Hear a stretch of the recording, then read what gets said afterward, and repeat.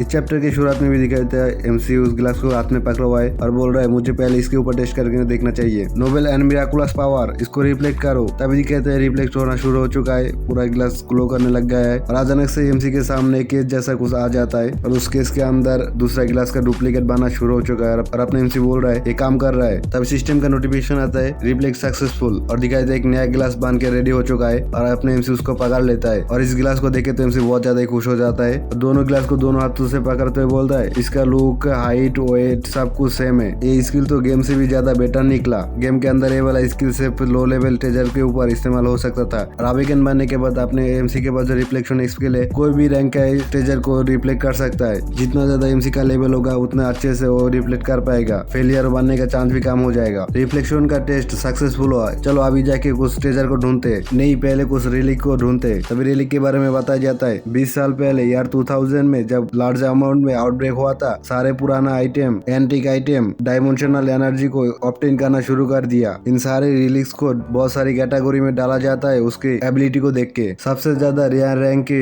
Relic बहुत ज्यादा valuable होता है, उसका प्राइस 10 मिलियन वन से भी ज्यादा होगा। इस वजह से इस रेलिक का जो मालिक होता है वो बहुत ज्यादा अमीर बन जाता है। ये पूरा ही लाइफ चेंजर है। लेकिन एक प्रॉब्लम है, बहुत सारा पुराना ऑब्जेक्ट रेलिक में बदल गया। ऐसा कोई भी आबिकना नहीं है जो रेलिक को सही से पहचान कर पाए, लेकिन मेरे पास एनालिटिकल स्पेल है जिसकी मदद से मैं आराम से पहचान लूंगा। तभी दिखाई देता है वो गाड़ी में बैठा हुआ था और ड्राइवर बोल रहा है हम आ चुके हैं। तभी एमसी फिर से बोलता है इसीलिए जिस जगह पे मैं पहले जाना चाहता हूँ वो है सबसे ज्यादा नजदीक वाला एंटीक शॉप। तभी दिखाई देता है एक पुराना फूटा हुआ एंटीक शॉप में आ गया अपना एमसी रेलिक ढूंढने के लिए। तो फिर चलो जाके कुछ रेलिक को ढूंढते और दिखाई देता 3 घंटे के बाद अपना सीन शिफ्ट होता है। तभी दिखाई देता है अपने एमसी किसी चीज को हाथ में पकड़ा हुआ है, एक अंगूठी जैसा, और बोल रहा है अगर सोचूं तो इस तरह का पुराना चीज की एग्जिस्ट करता है। तभी सिस्टम का नोटिफिकेशन आता है उस चीज के बारे में, ऑट रिंग एनालिसिस 100% रैंक रेयर। 100 माना इंक्रीज कर देता है, 10% इंटेलिजेंस को बढ़ा देता है और कोई भी स्पेल को इस्तेमाल क्यों ना करो ये एक्टिव होने के बाद 1 माना रिकवर कर देगा। अब एमसी उस रिंग से बोलता है क्या तुम सास में हो, ये बहुत ज्यादा इंसेन है, मुझे और भी बहुत कुछ मिला है लेकिन बाद में देखेंगे। तभी शॉप ओनर को पे करने के लिए चला जाता है एमसी। शॉप ओनर बोलता है तुम बहुत जल्दी आ गया, अभी भी सुबह ही है। तभी एमसी शॉप ओनर से बोलता है मैं आया था इधर कुछ एंटीक चीज ढूंढने के लिए, एंटीक चीज ढूंढना मेरा हॉबी है। तभी शॉप ओनर बोलता है ओ ऐसी बात है। तभी एमसी उस दुकान से निकल जाता है, रास्ते में जा ही रहा था फिर उसका फोन बाजना शुरू हो गया है और उसको फोन निकालने के बाद दिखाया जाता है उसने उसका बॉस का नंबर सेव करके रखा है, बॉस बास्टर्ड लिख के। तभी एमसी बोलता है मुझे अभी किसी के बारे में चिंता करने का जरूरत नहीं है। फिर बॉस का फोन रिसीव कर लेता है और बॉस तो अंदर से चिल्लाते हुए बोलता है तूने क्या अभी तक टाइम नहीं देखा, क्या टाइम हो रहा है, तो अभी तक ऑफिस में क्यों नहीं आया। तभी एमसी बोलता है अभी टाइम जो भी हो पहले सुन लो मेरे बात, मैं ऐसी किसी कंपनी में काम नहीं करूंगा जो अपनी एम्प्लॉइज के बारे में चिंता भी नहीं करता। तभी उसका बॉस फिर से गुस्सा हो गया, बोलता है क्या तू किस तरह से बात कर रहा है, तू अभी तक तेरा सैलरी भी रिसीव नहीं किया है, तुझे क्या लगता है इधर बहुत सारी कंपनी है जिन लोगों को लो रिक्वायरमेंट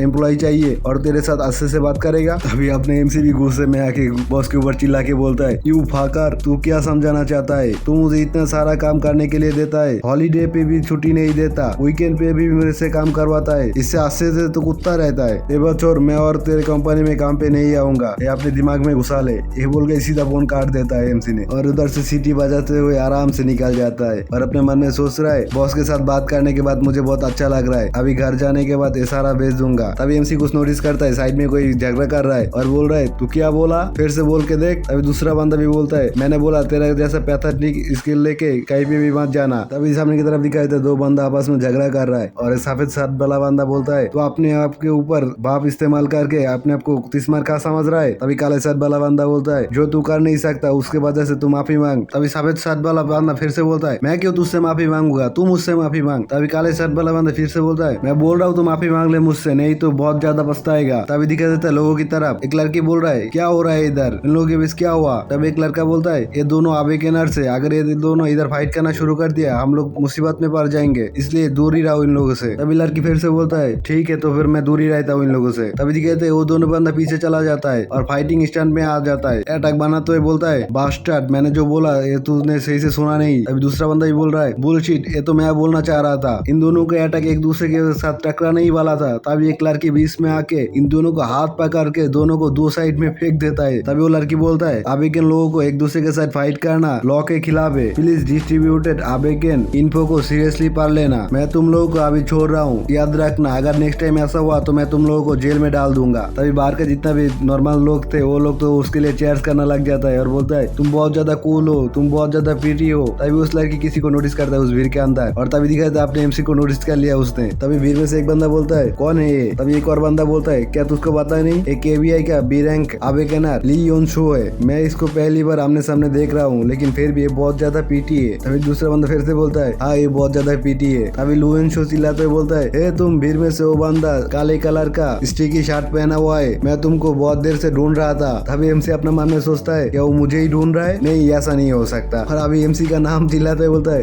पार्टी हो। तभी वो बोलता है हाँ ये मुझे ही ढूंढ रहा है यार, अपना हाथ भी ऊंचा कर लेता है और बाकी सारा लोग तो उसको घूरने लग जाता है। तभी ली योनसो फिर से बोलता है प्लीज इधर आ जाओ, तुमने कल जो छोड़ के गया था वो आके ले जाओ। तभी सीन शिफ्ट होता है एक बिल्डिंग के सामने जिधर अंदर दिखाया जाता है बहुत सारे लोग काम कर रहा है और अपना एमसी भी ली योनसो के साथ इधर आ चुका है। तभी योनसो बोलता है हमारे पास सिर्फ इंस्टेंट कॉफी है, इसके लिए मुझे माफ करना। तभी एमसी बोलता है ठीक है कोई बात नहीं, चलता है। तभी दोनों एक टेबल में बैठ जाता है और एमसी बोलता है तो मैंने कल क्या छोड़ के गया था। तभी योनसो एमसी का बैग वापस करते हुए बोलता है कल आउटब्रेक के टाइम में तुम ये भूल के चला गया था। तभी एमसी बोलता है तुम्हारा बहुत ज्यादा शुक्रिया। तभी योनसो फिर से बोलता है मुझे माफ करना, इस बैग को ओनर को ढूंढने के लिए मैं तुम्हारे बैग के अंदर छानबीन किया था। तभी एमसी भी बोलता है ठीक है कोई बात नहीं, अगर इस बैग के ओनर को ढूंढने के लिए तो तुमने इसके अंदर देखा था। तभी योनसो बोलता है छोटा सा बात करने के लिए काफी है, चलो असली मुद्दे पे आता है। हम लोगों ने उधर आसपास में जितने भी लोगों से इंफॉर्मेशन कलेक्ट किया है उन लोगों ने बोला है वो दोनों जो आबेगनर था वो लोग काफी नहीं था उस मॉन्स्टर को मारने के लिए। मैं बिलीव करता हूँ कि तुम ही हो जिसने उस मॉन्स्टर को मारा था और बाकी लोगों का पेरेंट्स ने भी यही बताया, तो इसी वजह से तुमने मुझे ढूंढा कि मुझे रिक्रूट कर सको। तभी लियोनसो फिर से बोलता है रिक्रूटमेंट ये हमारा गोल नहीं है, जो भी हो अगर तुम एक पावरफुल आबेगनर बनना चाहते हो तो फिर तुमको रजिस्ट्रेशन करना पड़ेगा एक आबेगनर जैसा। चलो फिर मैं तुमको गाइड करता हूँ एग्जामिनेशन हॉल की तरफ। और एमसी भी बोलता है तो फिर ठीक है चलो। तभी दिखाई दे एक रूम के अंदर जिधर एमसी एक मशीन से बाहर निकल रहा है, पीछे एक लड़की है वो जो